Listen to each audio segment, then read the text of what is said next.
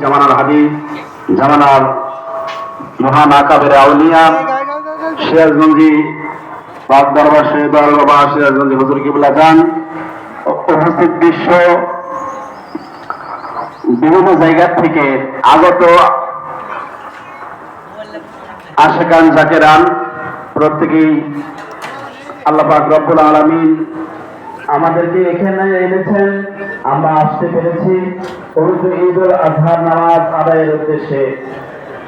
মহান রব্বুল আলামিন তিনি বলেন, লা ইয়ানালুল্লাহ লুহুমুহা ওয়ালা দিমাউহা ওয়ালাকিন ইয়ানালুহুত তাকওয়া মিনকুম, যে কোরবানিকৃত পশুর রক্ত, মাংস, খুর, হাড্ডি কোনো কিছুই তার কাছে পৌঁছে না। ওয়ালাকিন ইয়ানালুহুত তাকওয়া মিনকুম, তাকওয়াই আল্লাহর দরবারে পৌঁছে থাকে।